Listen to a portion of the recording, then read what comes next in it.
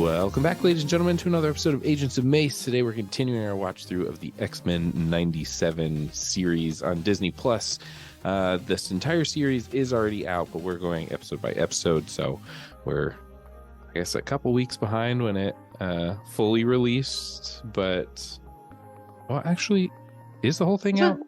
I thought they were doing it week by week, but they released like 2 the first week. That's right. I thought that was the deal. Yes, that is So the it shouldn't deal. be done yet. So we're not done yet. So you can't have finished it, or maybe you did finish it and you work at Disney. I don't know. Mm-hmm. But someone's special. Yeah, we are slowly catching back up. So we talked about how episode 1 kind of followed the old X-Men series, and this episode,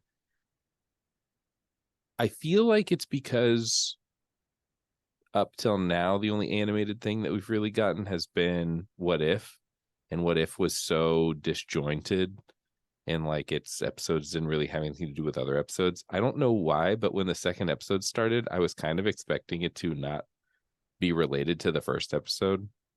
I don't know why. Even saying it's like, well, that's weird. Why wouldn't it be?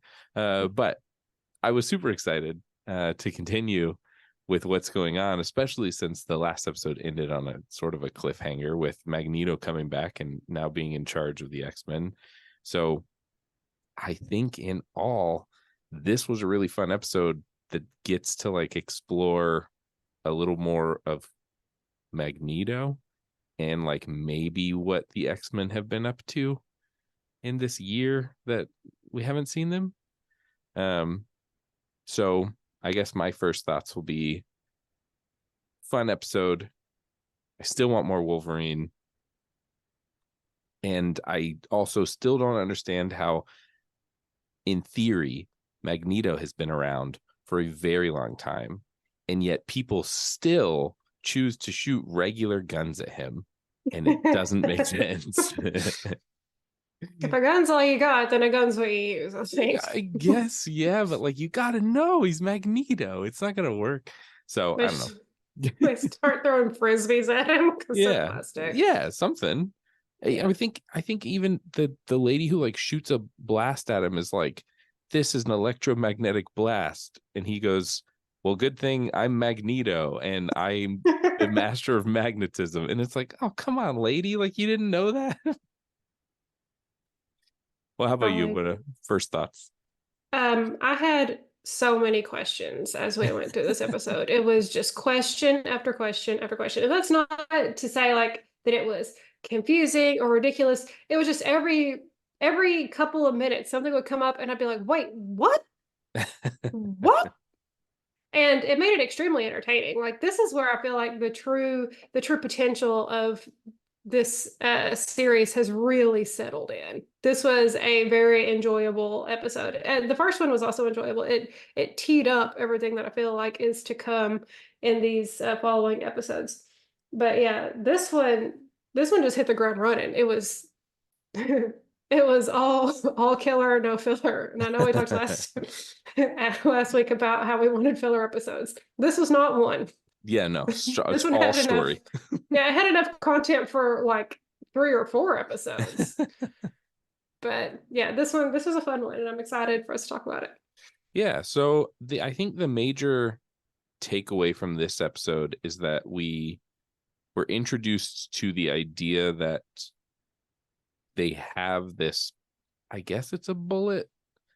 They haven't really explained it yet. It's just a gun that takes away your mutant powers. And we don't really know the severity or like how long. Essentially, Storm takes a bullet, air quotes, for Magneto and loses her powers. And when Hank is kind of like figuring out how it's going to affect her and maybe how long, he says that it looks like it's permanent. I guess out of everyone in this show, he's probably the smartest. So he would know. I have a feeling that Storm will get her powers back, but maybe not. I don't know. We haven't seen the whole thing. And they did hit the ground running, I guess, in the first episode by explaining that she's an Omega level threat mutant, so that she's super powerful, Mhm. and she immediately lost her powers. Who else could possibly lose their powers as the series goes on? And having something this big going on at the same time, Jean and Scott have their baby, and it's like, these two stories are so vastly different, but also I see how they're connected. Mhm. The world is sort of like anti-mutant, and now there's people out there taking away mutant powers. But boy, oh boy, what a rough spot to be in, where like they already were like, we're gonna leave the X-Men, and then Scott was like, I don't know that I want to leave. And also now Magneto's in charge. I really don't think we should leave. So they're probably not going to leave. Doesn't look like it at this point. Like the whole baby, like I guess it's a subplot in this episode, Mm-hmm. is just a lot. It's it's a lot that Jean goes into labor and only has Wolverine there with her. It, I can't believe that the X Mansion doesn't have some sort of medical facility like on that campus. So they have to go to a hospital. And Mm-hmm. then you get there and apparently the hospital is fully staffed with anti-mutant like bigot people. And so like I'm not operating on a mutant. Things could go really haywire in there. And so this is one of the points where I had lots of questions because I was like, did Jean get like no prenatal care? Was she just like relying on telekinesis to like check in with the baby and see if like everything's cool? And then she's just like, no, it'll be fine. And then in the end, instead of just trusting that, labor might go okay and she is like a super powerful mutant, or instead of just reading a doctor's mind herself to figure out what she needs to do to safely deliver the baby, she does like tell Rogue to absorb the guy's doctor powers. And Rogue is like, if I touch your baby, it's in trouble. And I was like, yes, Rogue is truly not the person who should be doing this. This is not the person who should deliver a baby. Yeah. But it Yeah. somehow all worked out, and they have little baby Nathan at the end, which made when I was watching this with Mason, he goes, "Ugh, Nathan," and I was like, "What's wrong with Nathan?" I think maybe he is upset that two super powerful mutants picked a very basic name for their baby. Mm-hmm. Yeah. Yeah. Nathan's pretty basic I for liked it. Cyclops and Jean Grey. Um, I I definitely think the moment where she was like, just touch the doctor and take his doctor powers. Mhm. I feel like I forget sometimes that Rogue's ability is just to take the talents of other people, not Mhm. necessarily their mutant abilities. So I guess in theory that would work. But also, couldn't she just wear like really long gloves and it would be fine? I mean, she did put on gloves. I remember that part of the episode. So maybe I don't know. Maybe it's just like as long as this latex holds, Yeah. this super As long as powerful there's no latex. holes in the latex, then it's fine. Yeah. But still, it was all messed up. I I felt real bad for Wolverine. He's Having just to, been because you put can tell in. this is not his element. Yeah, yeah. He's just put in, the rough spots. That's what he's there Yeah. for. Um, the I feel like we're gonna get a lot of Jean Grey moving forward. A big moment that happens in this episode is we see presumably either a clone or a future or past version of Jean come and say that she needs the X-Men. Um, this could lead to a couple different stories. We could be following the story where there's like a clone of Jean that comes in, and then I don't really remember 100% of it, but at some point she turns evil and she basically becomes evil Jean Grey. Mhm. Or this could be the new X-Men storyline, is that the X-Men are all old now and I don't remember why, but for some reason they decide to fix the problem is to bring all of the X-Men from the past so that they're back here again, coexisting, the younger versions of themselves and the older versions of themselves. So it could be something along that line, although she doesn't look that much younger. Mm-hmm. She's just not pregnant. I was about to say, she just looks not pregnant and not immediately postpartum. She doesn't look either Right. one of those things.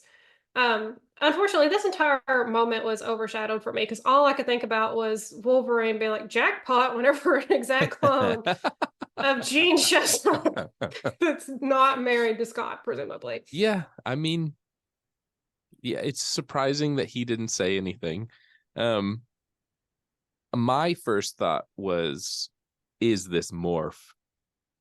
Oh, doing a goof or Well, maybe yeah, being evil. yeah, either pulling a prank or like setting a trap. I'm still not 100% on board with Morph right now. Yeah, we're not sure what's happening there. Yeah. We also in this episode get a little bit more of like the remnants of Magneto's storyline from the original series, which Mhm. like he established Genosha as like a mutant safe haven. In the comics, eventually, I don't remember what happens. Like a war happens or something. Genosha basically becomes like a wasteland, and that's what kind of kicks off House of M. Um, so I don't know if we're going to be moving towards putting the mutants in Genosha instead and doing more of the like separate. I know we talked about it last time. Like there's a storyline where Magneto sets up Genosha, that fails. Scott sets up Utopia as Mhm. like the place, and that is kind of where he goes crazy.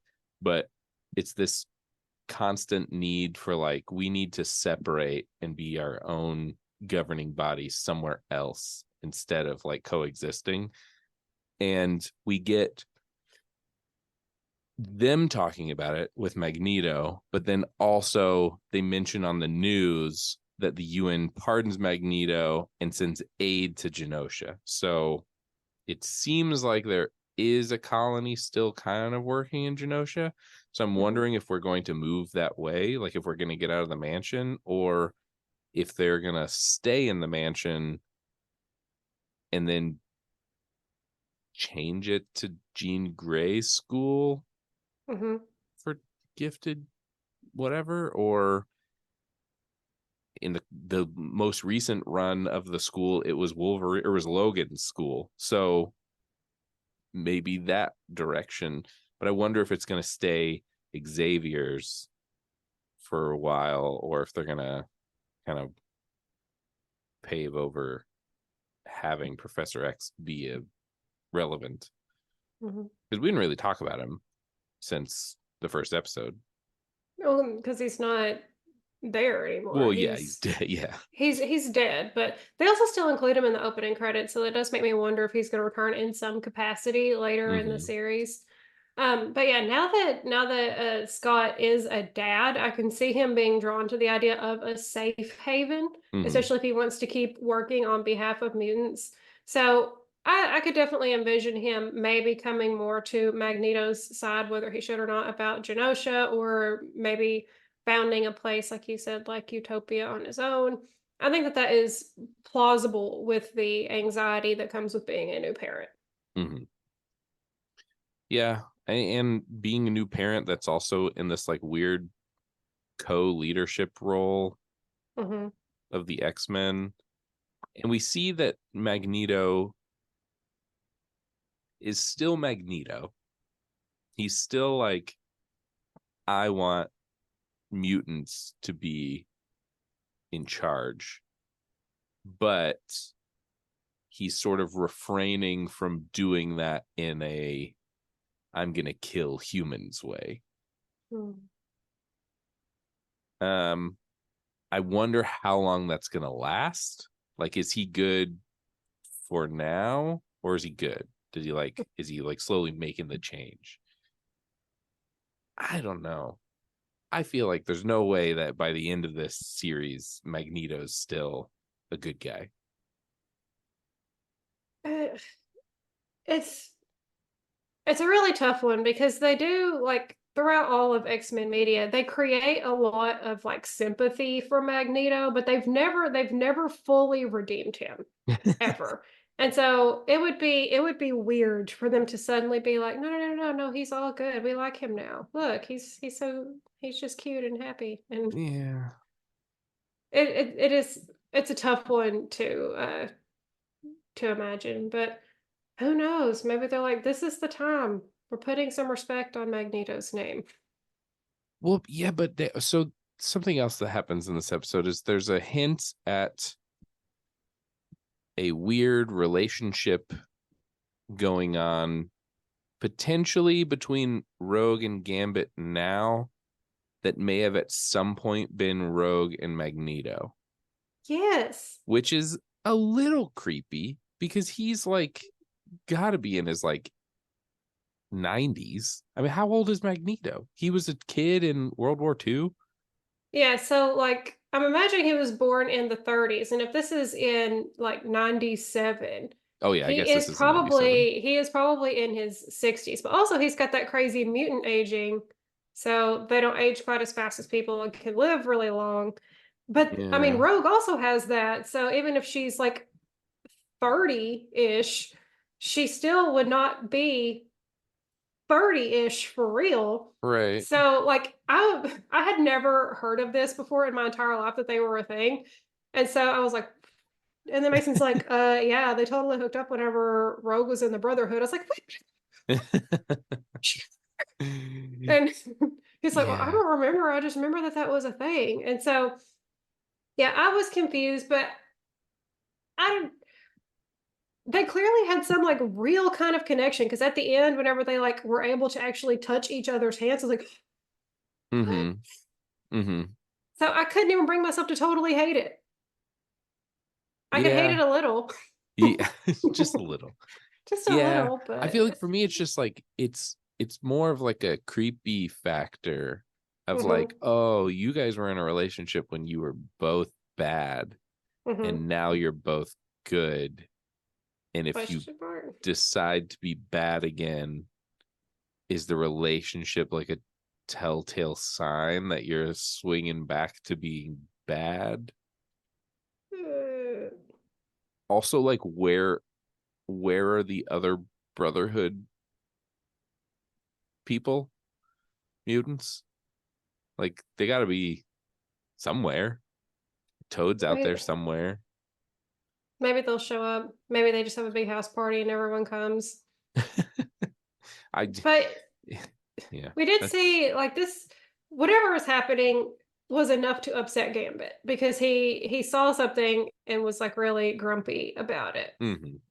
And so I got the sense that he and Rogue weren't quite a thing yet, but that there was maybe a flirtation there. I know that they're together in like the comics and things like that. I think that she's married to Gambit, isn't she?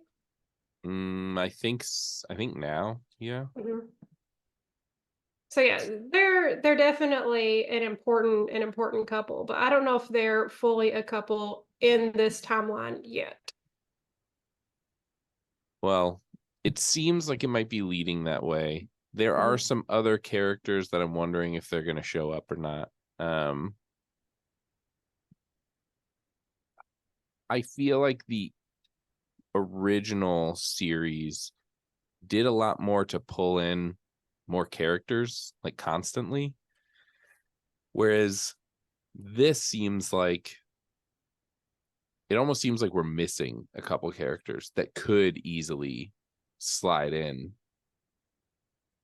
but I'm wondering if we're trying to focus more on this key cast of like 6 Mhm. and just do that for now, and then maybe second season we'll introduce more people and get into other stories, because I'm thinking like we see the framed photo. Mhm. I think it was in this episode, it might have been the first episode of the first class X-Men, And all I can ever think is like, well, Bobby Drake, Iceman, is a original mutant X-Men, Hmm. but he's not in this. He's not in this yet. Yeah, yeah, Like yeah. we know that there is at least one major character that hasn't shown up yet because they said that they cast the actor Theo James as a mystery fan favorite character. And Classic so mystery we fan don't favorite. we don't know who it is yet. And that just causes a lot of anxiety and anticipation because like Theo James is great and I'm excited to see him. I don't know if I've ever seen him do anything with like voice work before. But now I'm like, well, who are y'all going to throw at us? What is this?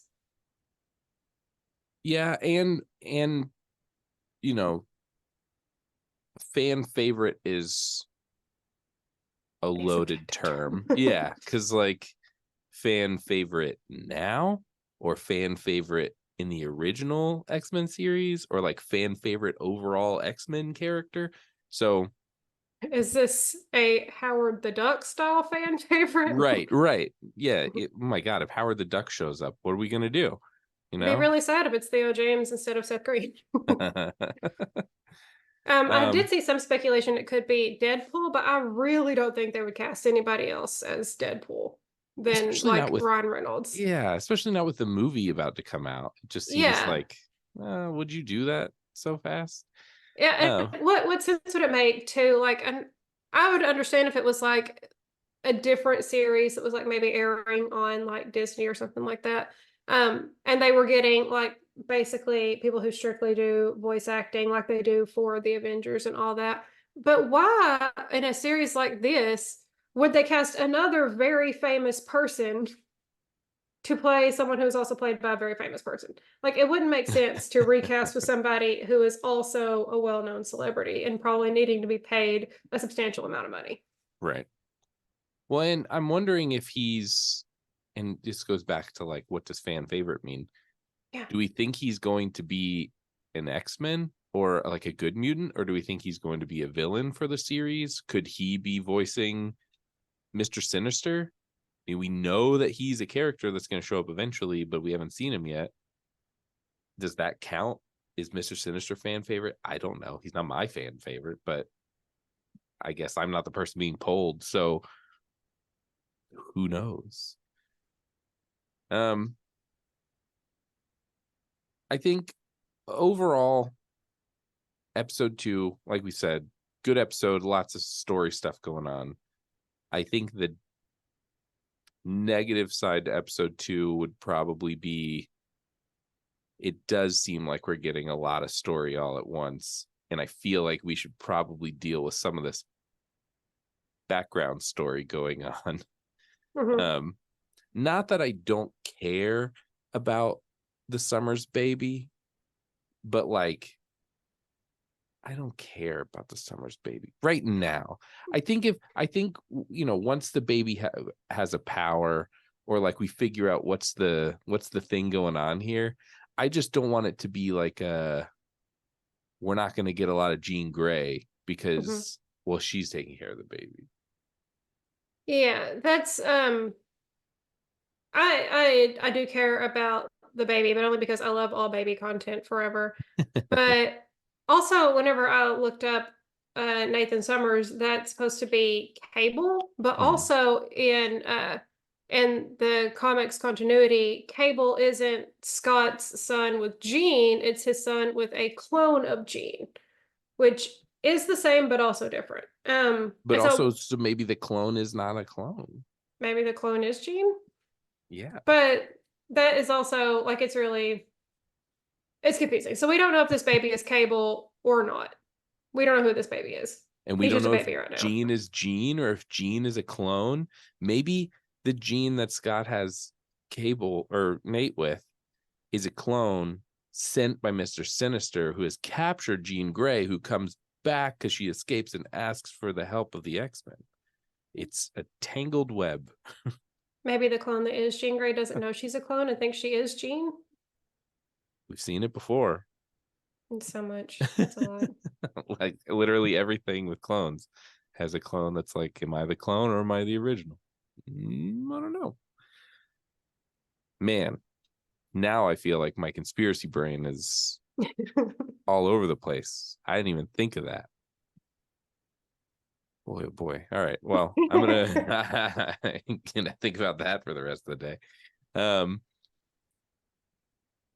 I want to know your thoughts on like, what do you think is going on?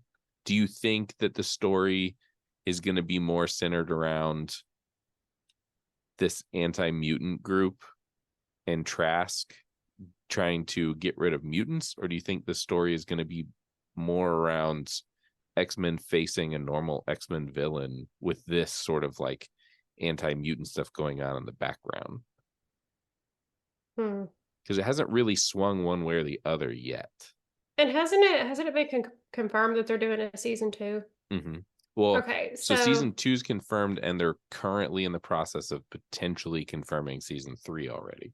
Okay, so I think that maybe the Trask thing is going to be the big overall, but I don't know how much we'll see of it this season. Okay. This one might be focused on this division between the X-Men. Like, do we follow Magneto? Do we not? And then of course this conflict: do Jean and Scott stay, or do they go? Mm-hmm. But it's hard to say this early on. We're only 2 episodes in, and it's supposed to be a 10-episode series. So I am wondering if Jean and Scott leave, who is going to, like, at that point they're going to have to either introduce a couple new characters to bring in, or potentially like disband the X-Men and then try to start new X-Men and bring in like a whole new class of characters, and then these characters become teachers instead. I think it would be fun. I think it's a way for them to kind of further the story, especially knowing that they're about to start live action X-Men, and like, how's that going to go? Like, what X-Men are we going to get in that? Are we starting over again, or are we getting like some middle of the road, these X-Men have been here the whole time X-Men? That's kind of what it seems like. But the questions never end, Disney, Marvel, and you never answer them. Speaking of questions, let's talk about is there anything else for this episode that we missed? the only, the only note that I have written down that I haven't already crossed off is Magneto is also swole. Yes, he is ripped. He They all is. are. Yeah. But again, mutants, like ordinarily a 70-year-old dude, you wouldn't expect to be just like cut like Magneto is, but Yeah. Magneto's not normal. He's a mutant. The only person that we can't tell if they're like cut yet or not is Jubilee, and it's because she wears that giant jacket. But I like to think if she took that off, she just has like huge bulging muscles underneath there. Because of her fireworks powers. Exactly. Yeah. Her dance party fireworks. I was just thinking somebody on our street was shooting off fireworks during the eclipse a little bit ago. Like, Weird. why? Not historically a fireworks event, but No, not legally a fireworks event. Okay, well, let's talk about our answers for the question last week. And our question last week was, what mutant would you like to see show up in this series, either as a side character or as a main character, or one of Morph's weird changey intos? Mine is probably the farthest from happening, just based on X-Men storyline and where we are. But mine would be Honey Badger, which is a clone of X-23, who is a clone of Wolverine. So a clone of a clone. But she is slowly becoming she like raised the ranks of my favorite X-Men, from like, all of a sudden she was in my top 10, then she was in my top 5, then she was in my top 3, where she's probably going to stay because my top 2 are probably not going to move. But yeah, so that would be that would be probably who I'd want to see. Although, again, I recognize it's a very, very long shot. Well, now that we know that she's a mutant, I think it would be fun to bring in Kamala Khan. On the wrong timeline, wrong era, but it would be fun just to see her again and to get Iman Vellani on the voice cast. That would be a lot of fun. And Mhm. I feel like they are trying to figure out how to intertwine this and the Marvel Cinematic Universe. Mhm. So they already have the like Young Avengers show or whatever that has Kamala Khan in it with Mhm. her mutant abilities, not her like magic light abilities. So Yeah. that would definitely be a fun thing to pull from or crossover. Yeah. So that's a good one. All right. Well, for this week, I think our question should probably be pretty straightforward. But do you think that Magneto is good or bad? Or I guess you could say in between, but I'm going to stick a hard good or bad. Um, and I only want to know because I just can't see him being good. I could see him doing this as like a little favor to Charles until he figures out how to use it for his own gains. But every time we've seen Magneto be good in anything, live action or animated, it's very quickly followed up with him killing somebody or being like, this is too hard. I'm just Mhm. going to be bad again. So, Yeah. The only way I think that they fully redeem him is if they also kill him. ooh, that would be wild. Mhm. Wow. I didn't even think of that. That would be interesting. I would be interested to see what happens and who does it. Does he sacrifice himself? Who would take over from there? I guess Scott. Man. Scott's like, I already took over. This guy's an Yeah. interloper. Yeah. And now you have to take over the entirety of the mutant race. Okay, well yeah. All right. Well, I'm gonna think on that. Mhm. So join us next week for our answers for this week's question. And don't forget to follow us on social media. There's going to be some new posts going up and some posts that go along with each episode. So you'll be able to see things that we talk about and some of the images and I'll try. Maybe I'll learn how to do polls on Instagram. I don't know. It's a long shot, but I'll try. But anyway, thank you all for listening this week. Definitely join us next week as we continue our watch through of X-Men 97 with our bowls of cereal on Saturday mornings, watching cartoons in our pajamas. See you all next week. Bye.